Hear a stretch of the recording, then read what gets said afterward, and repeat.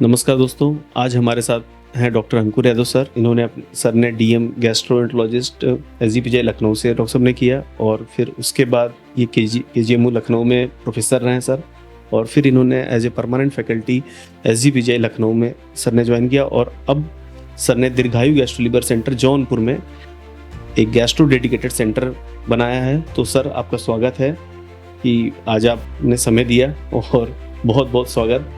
तो डॉक्टर साहब, जैसे जनरली एक तो क्वेश्चन है हमारे और जिससे पहला हम ये पूछना चाहेंगे कि लोगों को रहता है कि लैट्रिन के रास्ते खून आना। जी बिल्कुल। मरीज अधिकतर हमारे पास आते हैं कि डॉक्टर साहब हमारे पॉटी के रास्ते खून आता है या पॉटी में मिला हुआ आता है जी। उसके कई कारण होते हैं एक्चुअली। खून के जो कारण होते हैं वो या तो मलाशय में होता, मतलब रेक्टम में होता है, एनस पे होता है, या बड़ी आंत के ऊपरी हिस्से से आ सकता है या छोटी आंत से आ सकता है। कभी कभी उसके ऊपर से भी आ सकता है, जैसे कि आमाशय मतलब स्टमक से या फूड पाइप से। कहीं से भी खून बहेगा तो वो अल्टीमेटली लैट्रिन के रास्ते या लैट्रिन में मिला हुआ आएगा। अगर हम खून की बात करें तो खून हो सकता है ताजे खून के रूप में आए। मरीज कभी कभी कहता है डॉक्टर साहब ताज़ा खून आ रहा है, मतलब फ्रेश ब्लड आता है, थक्के के रूप में आ सकता है। कभी कभी कहता है पिचकारी के रूप में आ रहा है, जैसे लैट्रिन करने जाते हैं पहले पिचकारी से खून आता है और बाद में लैट्रिन करने के बाद बूंद बूंद करके गिरता है। तो ये सब बेसिकली मरीज के जो कथन होते हैं जब हमारे पास आता है। उसके बाद फिर हम ये जांच पड़ताल करते हैं कि ये कारण क्या हो सकता है। मरीज से पूछते हैं कि खून के कैसा रंग है, लैट्रिन का कैसा बेसिकली जो है फॉर्म है। फॉर्म मीन्स होता है कि बधा हुआ है, पतला है या टाइट लैट्रिन होता है। अगर लैट्रिन टाइट हो रहा है, मरीज कहता है कि डॉक्टर साहब बहुत सारे दिनों से लैट्रिन टाइट हो रहा है, उसके बाद जो है उसके बाद जो है फ्रेश ब्लड आ रहा है, तो हम ये मानते हैं कि जो खून का स्राव है वो बड़ी आंत के निचले हिस्से से हो रहा है। हाँ डॉक्टर साहब, मैं एक चीज़ और पूछना चाहूँगा, इसको पता कैसे किया जाए, फाइंडिंग इसकी क्या है? पहले तो हम ये निर्धारित करते हैं कि वो खून कहाँ से आ सकता है। जैसे अगर वो कहता है ताज़ा खून आ रहा है तो और बूंद बूंद करके आ रहा है या पिचकारी दे के आ रहा है, तो उसमें हम ये मानते हैं कि खून निचले हिस्से से आ रहा है। उसको जानने के लिए हम जो है प्रॉक्टोस्कोपी करते हैं। बेसिकली हमारा एक स्कोप होता है जिसके द्वारा हम लैट्रिन के निचले हिस्से को देखते हैं कि कोई वहाँ पे बेसिकली पाइल्स तो नहीं है, जिसको हम बवासीर आम भाषा में बोलते हैं, या कोई उसमें फिसर तो नहीं, मतलब कोई कटाव तो नहीं हो गया है, कोई अल्सर तो नहीं हो गया है।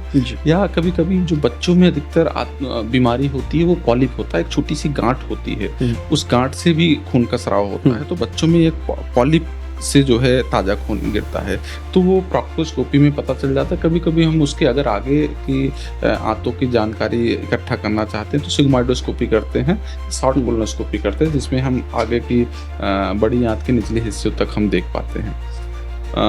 कभी कभी अगर मरीज बोलता है कि डॉक्टर साहब बहुत ज़्यादा खून आ रहा है, ताज़ा ही ताज़ा, लाल ही लाल आ रहा है इसका, और हम प्रॉक्टोस्कोपी किए, सिग्मोइडोस्कोपी किए, उसमें खून का हमें कोई भी स्रोत नहीं मिला, हो सकता है ऊपर से खून आ रहा हो, कोई अल्सर हो, कोई घाव हो, कोई नस फट गई। कभी कभी छोटे छोटे नसों का गुच्छा होता है जिसे हम लोग एंजियोक्टेसिया कहते हैं, एटिलेंजेक्टेसिया कहते हैं, वहाँ से भी खून का स्राव होता है।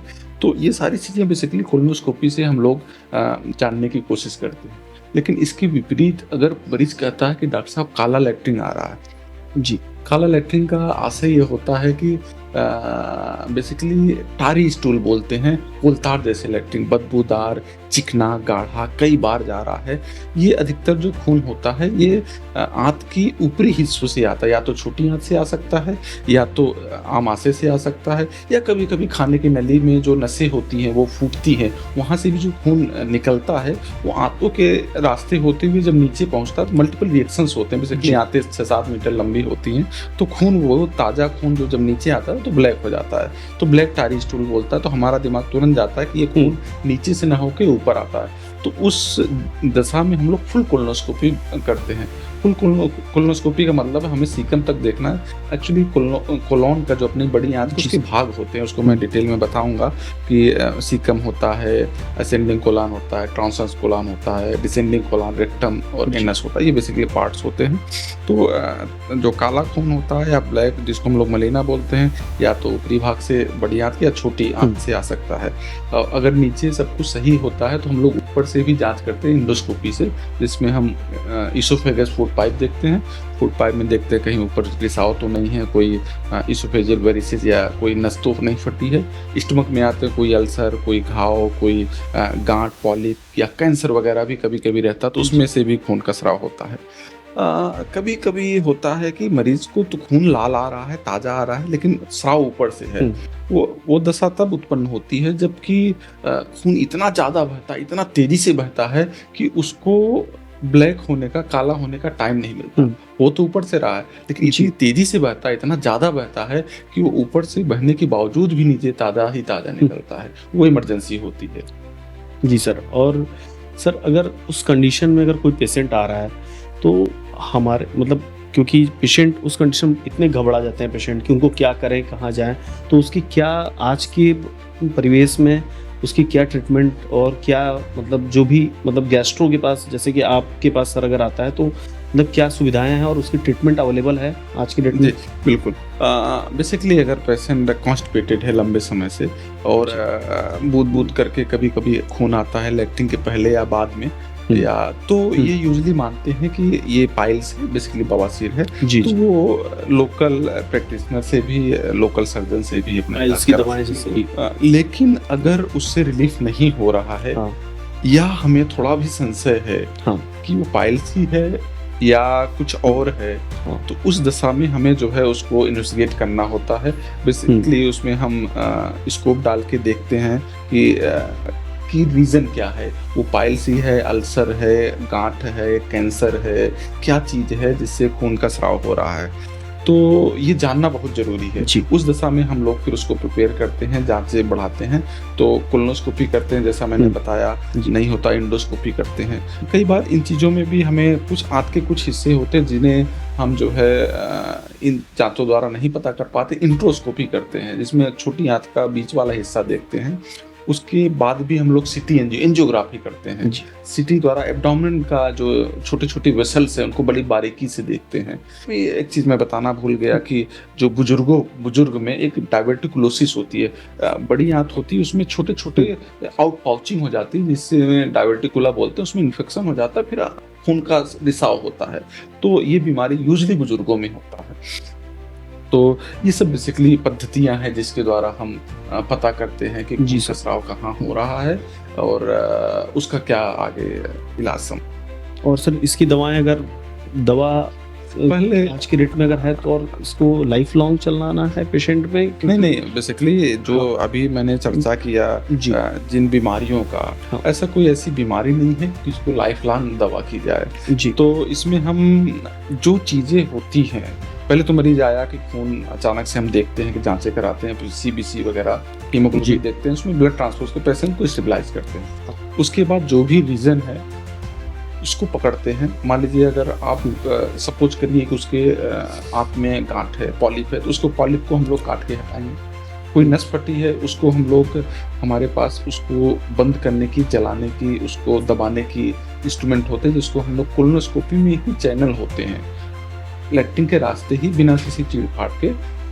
स्कोप द्वारा एक जो पाइप होती है उसी में चैनल बने होते हैं जिसके द्वारा हमारे इंस्ट्रूमेंट जाते हैं।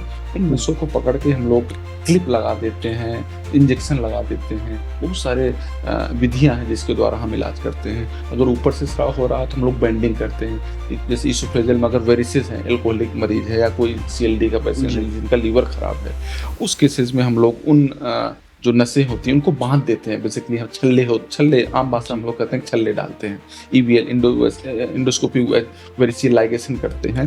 स्टमक में अगर कोई वेरिसेस हैं, बेसिकली वो खून के एक गुच्छे होते हैं बड़े बड़े, उसमें हम लोग इंजेक्शन ग्लू डालते हैं।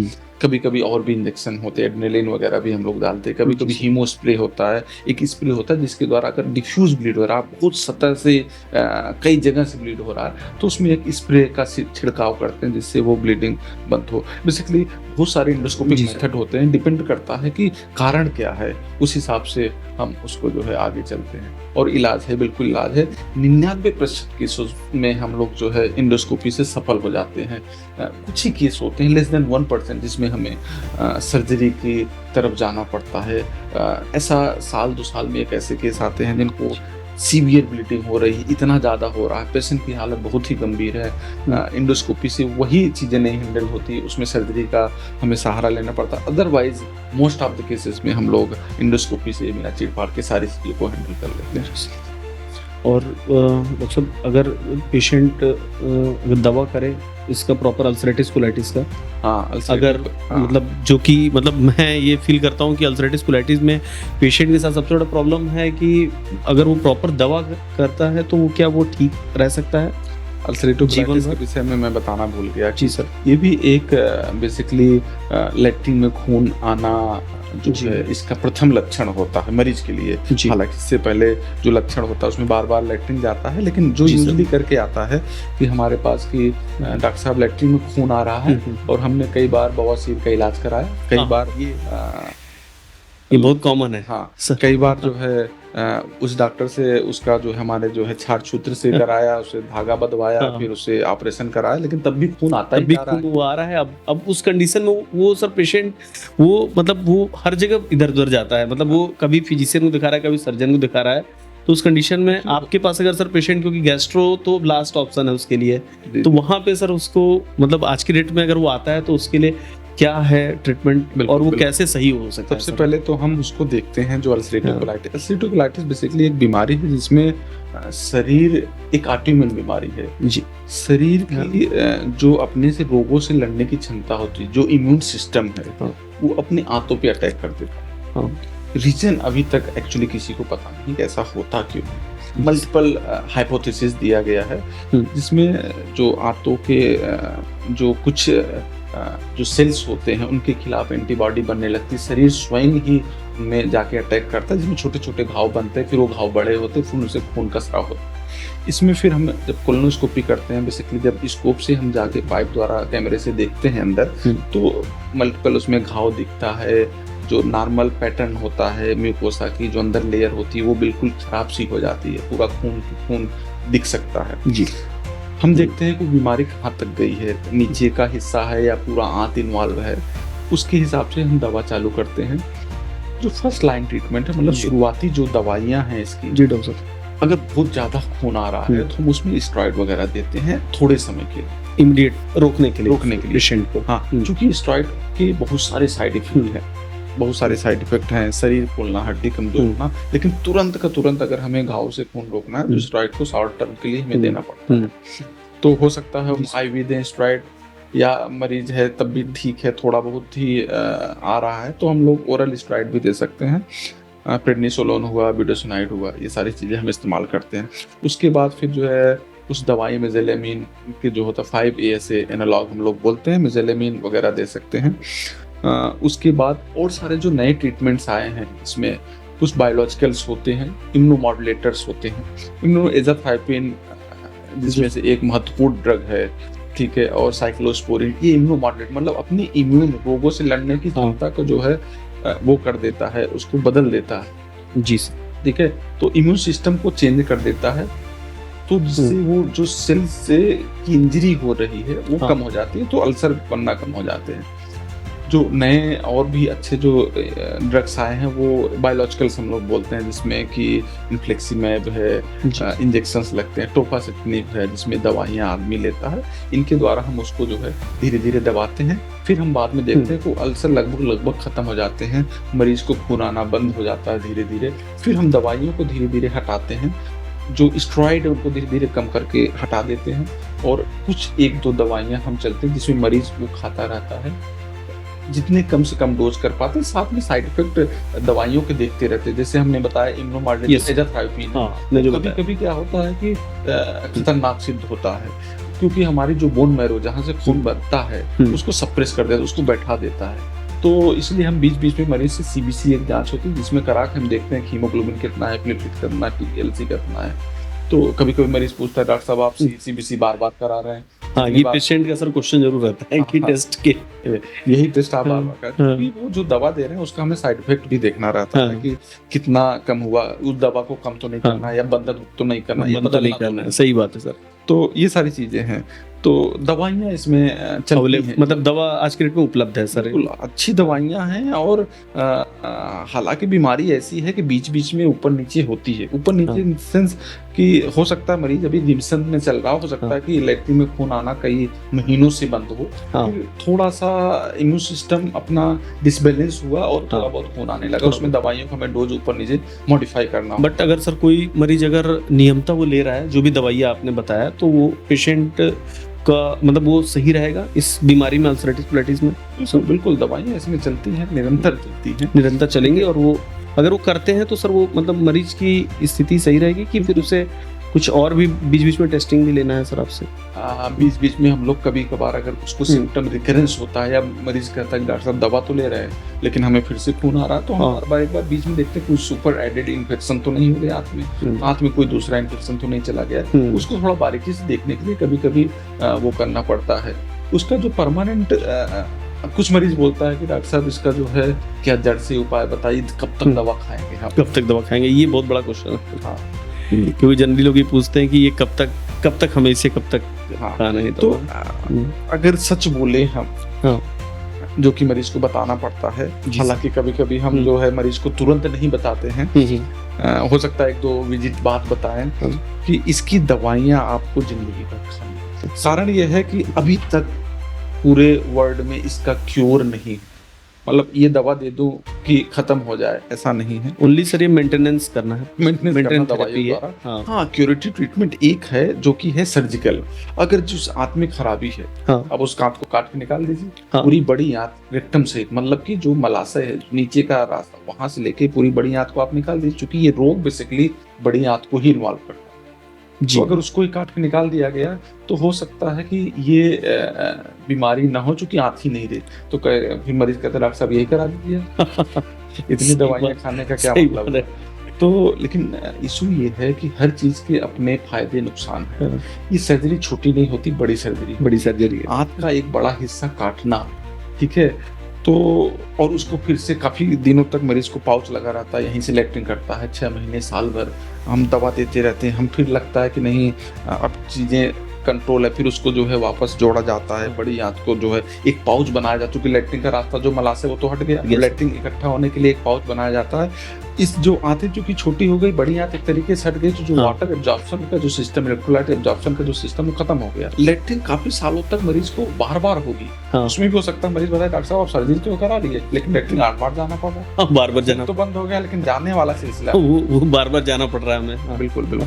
तो ये सब चीजें मरीज को बताते हैं, ये हमारा लास्ट रिसोर्स होता है। सब कुछ कभी कभी मरीज इतना गंभीर आता है कि हमने उसको स्टेरॉइड दिया, हमने उसको इम्यूनोमॉड्यूलेटर दिया, हमने उसको बायोलॉजिकल दिया, फेल होते गए, तो लास्ट ऑप्शन होता है भाई इसका सर्जरी करा दिया। सर्जरी लास्ट ऑप्शन है। वो फर्स्ट इंडिकेशन नहीं है कि किसी मरीज को अल्सरेटिव कोलाइटिस उसको तुरंत सर्जरी के लिए भेज दिया जाए। ऐसे अभी तक ऐसा हम लोग नहीं करते हैं। लास्ट ऑप्शन है जब चीजें बिल्कुल अनकंट्रोल हो जाती हैं तो ही सर्जरी के लिए जाना था। हाँ, कोई मेडिसिन का कोई ऐसा है कि उसको एक फिक्स समय के लिए दवा चला दे और ये बीमारी खत्म हो जाए, ऐसा कुछ नहीं। एक्चुअली ऐसा नहीं। आप दवाइयाँ हैं, बढ़िया दवाइयाँ हैं, और हाँ भविष्य में कुछ रिसर्च चल रहे हैं जैसे जीन थेरेपी।